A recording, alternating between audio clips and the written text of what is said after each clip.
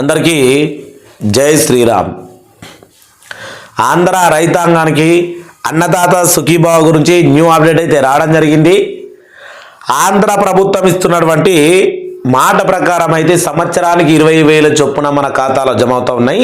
ఇప్పటికీ ఒకటో విడత నిధులు అయితే మన ఖాతాలో జమ అయినాయి 7,000 రూపాయలు. ఇప్పుడు రెండో విడత 7,000, మూడో విడత 6,000 రూపాయలు. 20,000 రూపాయలు సంవత్సరానికి గాను మనకు ఎన్నికల్లో ఇచ్చినటువంటి మేనిఫెస్టోలో ఉన్నట్టుగా సమానంగా భర్తీ చేయబోతా ఉందట. దీనికి సంబంధించి కొన్ని జిల్లాల వరకు వేయబోతా ఉందా,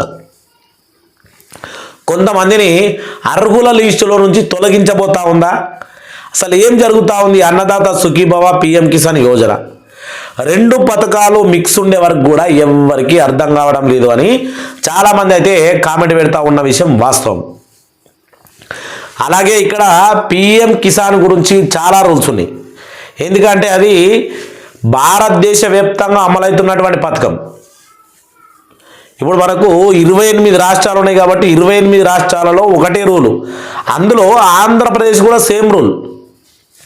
మీకు ఈకేవైసీ లేకపోయినా, బ్యాంక్ టు ఆధార్ లింక్ లేకపోయినా, అలాగే ల్యాండ్ వెరిఫికేషన్ లేకపోయినా, ఫోన్ నంబర్ అప్డేట్ లేకపోయినా మీరు లిస్టులో నుంచి పేరు అయితే కథం పోవడమే. ఇట్లాంటి నియమాలను తీసుకురావడం జరిగింది సెంట్రల్ గవర్నమెంట్. మరి ఇప్పుడు ఆంధ్రప్రదేశ్ ప్రజల కోసం కూటమి ప్రభుత్వం ఏం చేయబోతా ఉంది? ఈ రూల్స్ కూడా కూటమి ప్రభుత్వము ఆంధ్ర రైతాంగానికి వర్తించేలా ఉంచుతా, లేకపోతే ఎన్డీఏ కూటమిలో భాగంగా ఈ రూల్స్ అన్నదాత సుఖీభావకు కూడా వర్తిస్తాయా అనే విషయాన్ని పూర్తిగా తెలుసుకుందాం. ప్రజలారా వీడియోను మాత్రము ఎండు వరకు చూడాలని కోరుకుంటా ఉన్నా. ఎందుకంటే ఈ 5-6 రోజుల్లోనే, 5-6 రోజులుగా 2-3 రోజుల్లోనే మన ఖాతాలలో డబ్బులు జమ కాబోతా ఉన్నాయి. అన్నదాత సుఖీభవ, పిఎం కిసాన్ యోజన రెండు డబ్బులు చూద్దాం మరి దాని గురించి ఒకసారి. ఇక డేట్ కూడా ఇచ్చిర్రు. డేటు ఎక్కడ అంటే ఇగో, మరోవైపు కేంద్ర ప్రభుత్వం 19వ తేదీ నాడు, తేదీ కూడా కన్ఫామ్ అయిపోయింది, 21వ విడత నిధులు జమ చేయబోతా ఉన్నట్టు ప్రధాని నరేంద్ర మోడీ గారు చెప్పడం జరిగింది.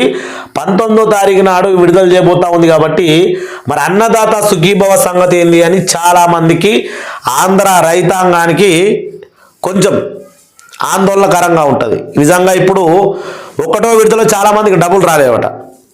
ఎందుకు రాలేవు మరి? దాని గురించి కూడా సమాచారాన్ని తెలుసుకోవాలి కదా. అలాగే దీనికి సంబంధించినటువంటి విషయము అన్నదాత సుఖీభవ, ఏపీ రైతులకు శుభవార్త. అన్నదాత సుఖీభవ రెండో విడత నిధులు విడుదల అప్పుడే. ఎప్పుడు అనేది ఇప్పుడు మనము తెలుసుకోవాల్సి ఉంది. ఆంధ్రప్రదేశ్ రాష్ట్రంలోని రైతులకు గుడ్ న్యూస్. అన్నదాత సుఖీభవ పథకం రెండో విడత నిధులు నవంబర్ నెలలోనే విడుదలయ్యే అవకాశాలు కనిపిస్తూ ఉన్నాయి. ప్రభుత్వము ఈ పథకం పైన పిఎం కిసాన్ యోజనతో కలిపి రాష్ట్ర ప్రభుత్వం కూడా అన్నదాత సుఖీభవ అమలు చేస్తున్న సంగతి అందరికీ తెలిసిందే.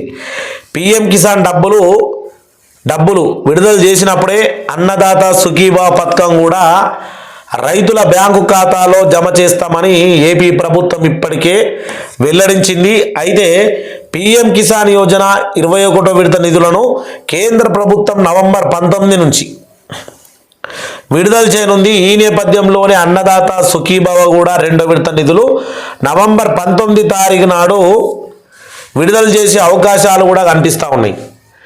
రెండు మెసేజ్లు వస్తూ ఉంటాయి మన ఫోన్కి టకీమని. ఒక్కటేమో అన్నదాత సుఖీభవ, ఇంకోటేమో పిఎం కిసాన్ యోజన. ఈ రెండు నోటిఫికేషన్లు వచ్చిన తర్వాత ఖచ్చితంగా మీరు బ్యాంకులోకి వెళ్ళి చెక్ చేసుకోవాలి. దీనికి ముందు మనం చేయవలసిన పనులు చాలా ఉన్నాయి. ఏంటంటే ఈకేవైసీ కావచ్చు, అలాగే మనకు సంబంధించి ఆంధ్ర రైతాంగానికి సంబంధించి ఈకేవైసీతో పాటు బ్యాంకు టు ఆధార్ లింకు, ఈ రెండు అయితే ఖచ్చితంగా చేసి తీరాలి. అది గుర్తుపెట్టుకోవాలి ప్రతి ఒక్కరు. ఏపీలో రైతులకు ముఖ్య గమనిక. అన్నదాత సుఖీభవ రెండో విడత నిధులను ఈ నెలలోనే విడుదలయ్యే అవకాశాలు కనిపిస్తూ ఉన్నాయి. ఏపీ ప్రభుత్వం అన్నదాత సుఖీభవ పథకం కింద అర్హులైనటువంటి రైతులకు సంవత్సరానికి 20,000 ఆర్థిక సహాయాన్ని అందజేస్తున్న సంగతి తెలిసిందే. అయితే అన్నదాత సుఖీభవ పథకానికి కేంద్ర ప్రభుత్వమైనటువంటి పిఎం కిసాన్ యోజనతో కలిపి ప్రభుత్వం అమలు చేస్తూ ఉంది. అందులో భాగంగానే 2025 ఆగస్టు నెలలో ప్రారంభంలో అన్నదాత సుఖీభవ పిఎం కిసాన్ యోజన కింద రైతుల బ్యాంకు ఖాతాలో 7,000 జమ చేశారు. మనకు మొదటి విడత 7,000 జమ చేశారు.